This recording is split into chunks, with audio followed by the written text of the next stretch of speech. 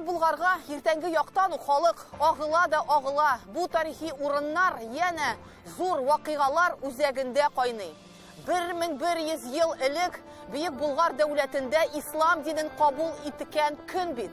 Булгар дәүләте ислам динен кабул иткәннән соң аның тормышы бөтенләй тулысынча үзгәрә дип тә әйтергә мөмкин. Чөнки ул икътисади мәдәни яктан зур үсеш алган дәүләткә әверелә.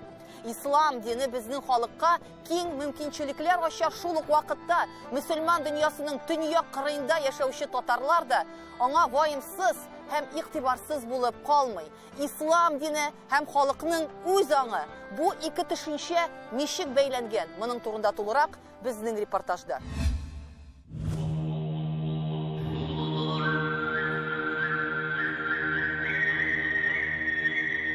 Мәңгелек киштәсендә үз урыннарын биләгән, вакыт шыңгыларында уелып калган бу борынгы ташлар халкыбызның дәһшәтле тарихының гаять үтемле бер далиле. 922 елда аяк баскан ислам дине бу җирләргә зур казанышлары белән бергә килә. Медицина, астрономия, фәлсәфә, язмачылык, мәгърифәтчелек белән беррәттән халыкның аң, фикер үсешенә, яшәешенә үтеп кереп, аның тормыш кавеменә, рәвешенә әверелә. Кысыр җиргә төшкән яңгыр тамчылары кебек, татарлар гасырлар буе бу белемнәрне үзләренә сеңдереп барган. Безнең халык менә шул гарәп графикасын кабул итә һәм шуның нигезендә үзенең алфавитын булдыра. Һәм менә шул рәвешле инде безнең укый яза башлыйлар безнең халык. Масса күләм рәвештә.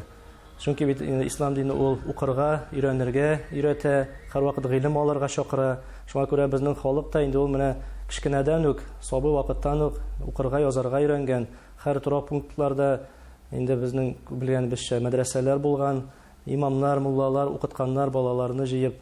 Шул рәвешле безнең укый яза белмәгән кеше булмаган диярлек. Татарлар инде алар ислам мәдәниятенең үзәкләреннән шактый читтә торганнар һәм шуңа күрә мөселманнарга, Идел буе мөселманнарына, безнең ата-бабаларыбызга үзләреннән башка таяну мөмкинлеге булмаган.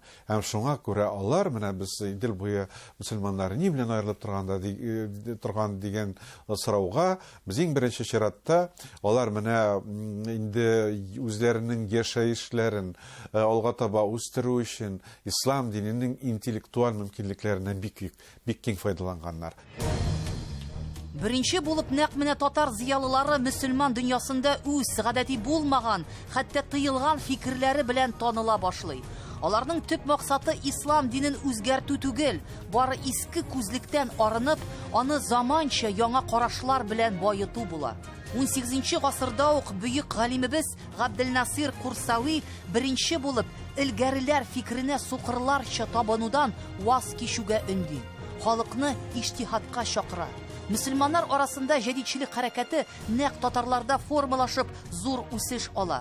Аның мәгънәсе бик киң, укытуга гына килеп төртелмәгән.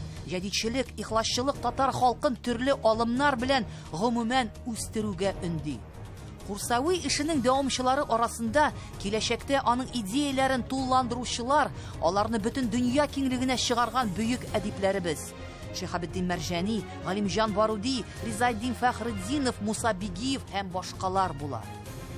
Бөтен ислам дөньясында диярлек беләләр аларны һаман менә.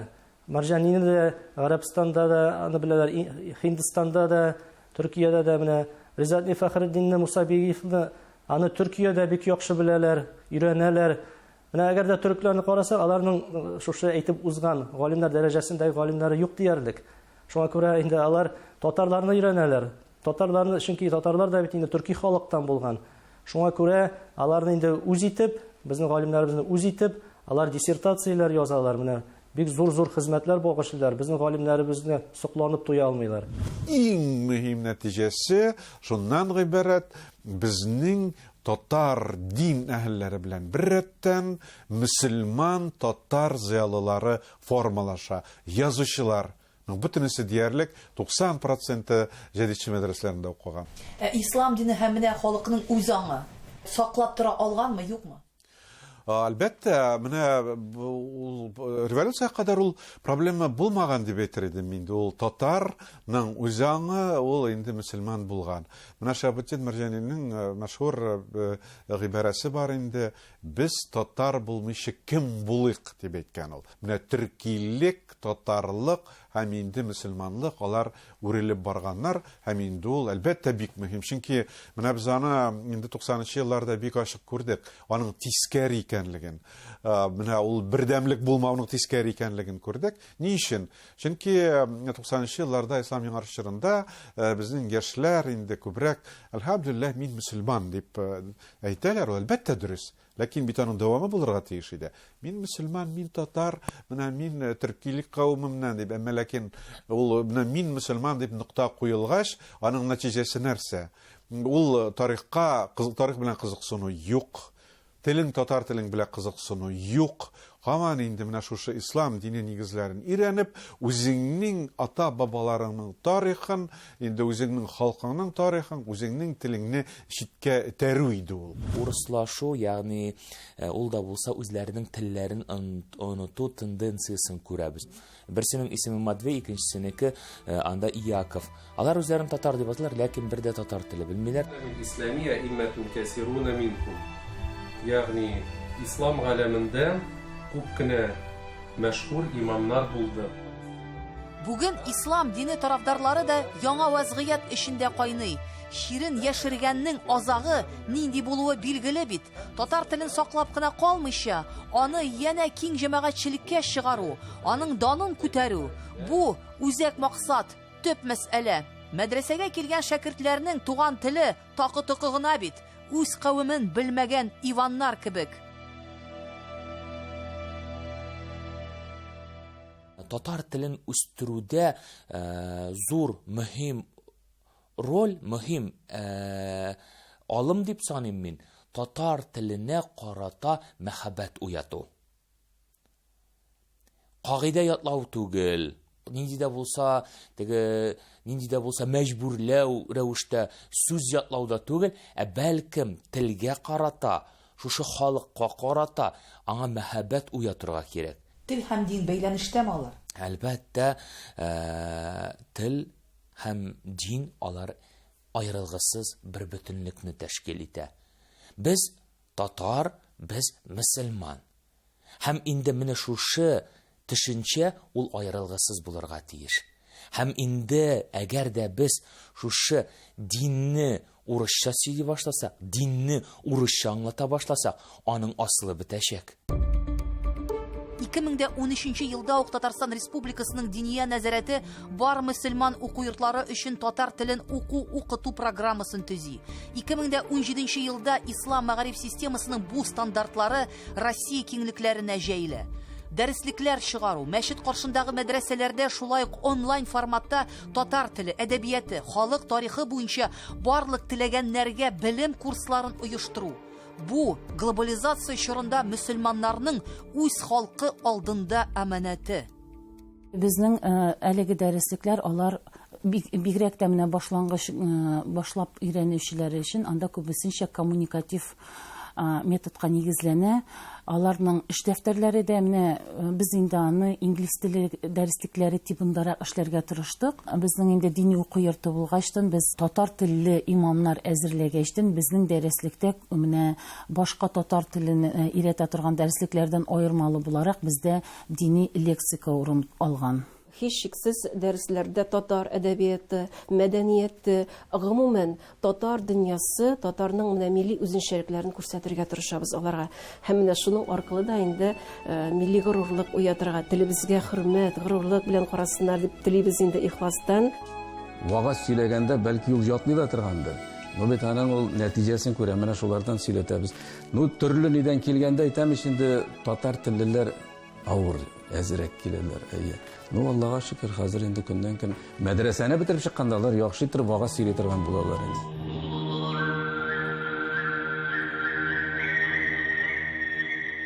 Милли аң белән дини аң бердәм калыпка кереп бара. Ислам дине татар телен саклый. Моның әҗере дә зур бит.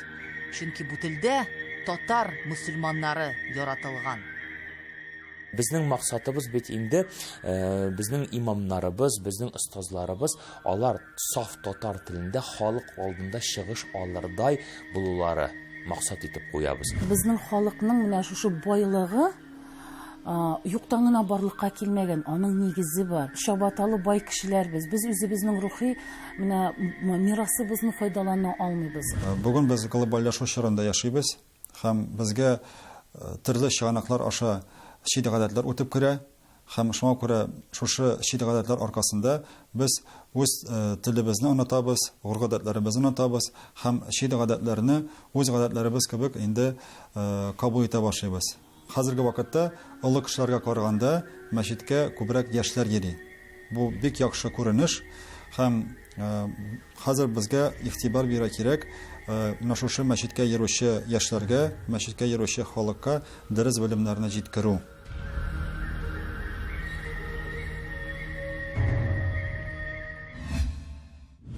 Бүгенге тапшырубызның кунагы, Диния нәзарәте башлыгы, Татарстанның мөфти Камил хәзрәт Самигуллин. Камил хәзрәт, хәерле көннәр. Ассаламу алейкум. Ва алейкум ассалам ва рахматуллах. Камил хәзрәт, менә бу форсаттан файдаланып, мин иң беренче чиратта сезне мусульманнар өчен шундый зур олуг бәйрәм белән тәбриклим. Чөнки чыннан да Болгар дәүләтендә 1100 ел элек ислам динен кабул ителүе, ул инде анда яшәгән халыклар өчен зур вакыйга була һәм аларның язмышына бик нык тәэсир иткән вакыйга була. Шулаймы? Бисмиллаһир-рахманир-рахим. Беренче чиратта бу бөтен татарларның бәйрәме. Чөнки безнең бабаларыбыз исламны кабул иткән. Икенчедән бөтен мусульманнарның бәйрәме. Чөнки мәгълүм булганча 922 елда рәсми рәвештә ислам кабул ителде. Ул нәрсә дигән? Димәк, Рәсәй җирлегендә беренче дин ислам дине булып чыга. Шулай бит? Чөнки урыслар да 988 елда гына христианлыкка килә. Шуңа күрә без әйтә алабыз, бу җирлектә бөтен гомумән Рәсәйдә беренче дин ул ислам дине. Бу бәйрәм бөтен мусульманнарны кагыла. Һәм менә бүгенге көнгә дә аның тәэсире бармы, юкмы?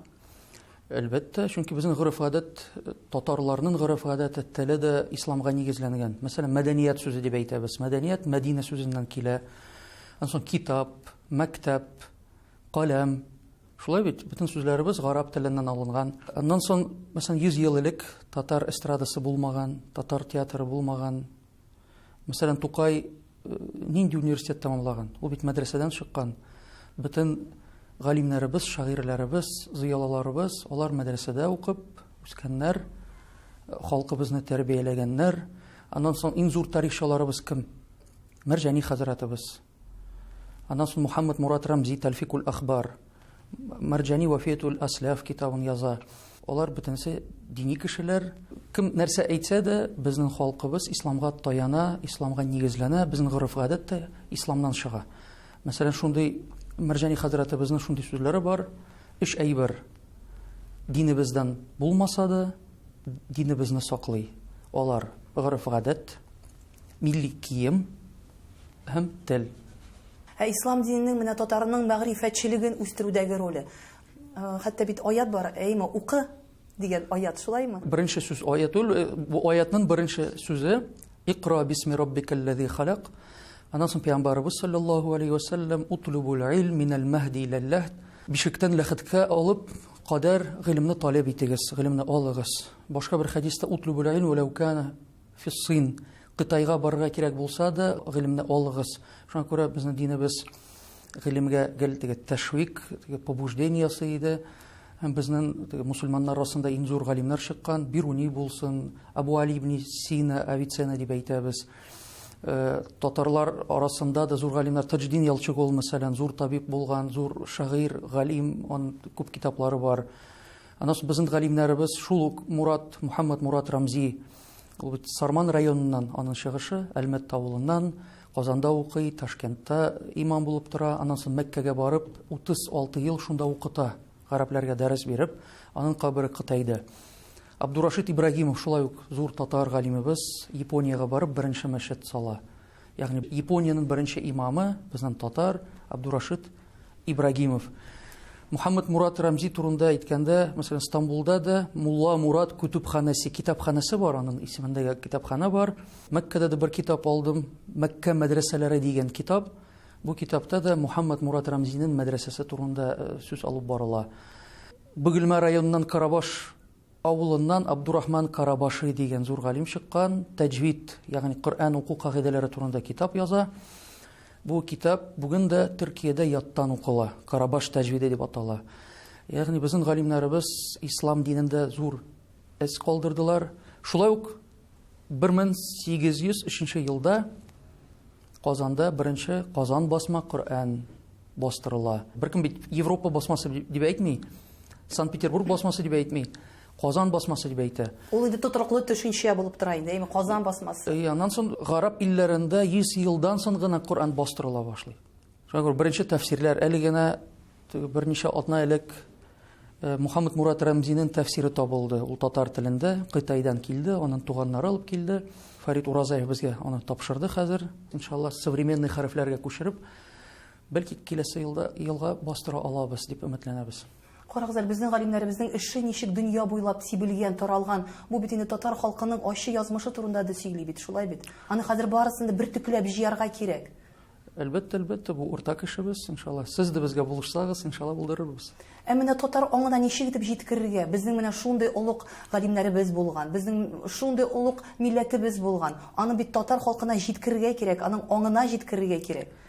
Җиткерү эше алып барыла. Мәсәлән, 15 ел элекме дип әйтик, Әләсхәрдән кайткан бер татар, хәзер галимебез дип әйтәбез, аның белән аралашканда мин әйтәм, кайсы галимнәребезне таныйсың? Ул әйтә, Мәрҗани дип әйтә, чөнки мәчете бар, урамы бар, һәйкәле бар. Аннан соң берничә галим гына тиге әйтә, башка исемнәр аның башына килмәде. Хәзер ничә ел узгач, бөтен нинди имамнан сорасак, ул унлап галимебезне әйтә ала. Демәк, үсеш бар, үзгәреш бар. Менә сез дә татар теле өйрәтү буенча курслар ачтыгыз. Нәкъ менә бу курсларда да менә бу белемнәрне бирә торгансыздыр. Әлбәттә, бу курслар эш-элештән тора, анда тарих, дини белемнәр һәм татар теле. Мәгълүм булганча, быел без аны электрон форматында программа ясадык. Иншалла, мәсәлән, былтыр 100 мәчеттә булса, хәзер һәрбер смартфонда, һәрбер телефонда бу программа бар. Ягъни татарча өйрәнергә мөмкинчелек булды дигән сүз. Мәсәлән, 2 ел элек Яшелүзән шәһәренә 2 рус апа килә, яшьләре зур. Безнең мөхтәсиб хәзрәтебез сорады, нишләп килдегез, нәрсәгә килдегез, нәрсәгә кирәк сезгә татар теле? Чөнки безнең бөтен күршеләребез татарлар, шуңа алар хөрмәтенә өйрәнмәкче булабыз дигәннәр, өйрәнделәр дә. Карагыз, димәк татарларда менә бу дин һәм үзаң төшенчәләре алар бик нык бәйләнештә тора. Әлбәттә, дин булмаса, ягъни динсез милләт була алмый, булмайды. Чөнки дин ул идеология дип әйтәбез. Халкыбызның идеологиясе. Әгәр исламнан баш тартсак, мәсәлән, Гумар радиллаһу анһуның шундый сүзе бар: "А'аззаналлаху бил-ислам." Аллаһ безне ислам аркылы күтәрде. Ягъни безнең дәрәҗәбез бар икән, аның сәбәбе ислам дине. Мәсәлән, безнең Ирак бабаларыбыз Болгарда 922 елда рәсми рәвештә исламны кабул иткәннәр. Ул бит дөрес сайлау, дөрес фикер булды. Чөнки мәгълүм булганча, Муслиминең һәм Таҗиддин Ялчыгулның шундый бер Тавариху Булгари дигән китабы бар. Бу китапта 3 сахабасы турында мәгълүмат бирелә. 3 сахаба: Абдурахман бин Зубайр, Зубайр бин Җада, Талха бин Усман радиллаһу анһум. Пәйгамбәрбез вакытында алар Булгарга кадәр килеп җитәләр. Зубайр бин Җада Булгарда калып, Туйбика дигән кызга өйләнә. 25 ел яшәп вафат була, аның кабере булырга тиеш дигән мәгълүмат килә бу китапта. Мәрҗани хәзрәтебез бу фикерне кабул итмәсә дә, ләкин барыбер Ахмад ибн Фадлан Булгарга килгәндә, ул намаз вакытлары турында спорлаша, мәчетләр турында сөйли, мәдрәсәләр турында сөйли. Димәк, аңа кадәр Булгарда ислам дине булган, таралган, рәсми рәвештә булмаса да, ислам дине бар иде. Ләкин без официаль рәвештә аны кабул иттек 922 елда.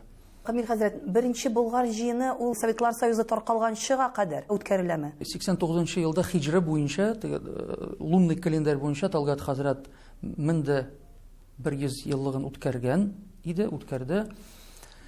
Һәм шуннан соң без әйтә алабыз, ислам үсеше башланды. Рәсәйдә, гомумән Рәсәйдә шулай бит. Хәзер икенче тапкыр без аны үткәрәбез. Ул нәрсәгә безгә кирәк? Иң зур нәтиҗә хәзер Рәсәй тарафыннан, теге Путин тарафыннан ул исбатланды, кабул ителде. Ягъни ислам беренче дин булганлыгы кабул ителде. Безнең өчен ул зур куаныч, зур бәйрәм.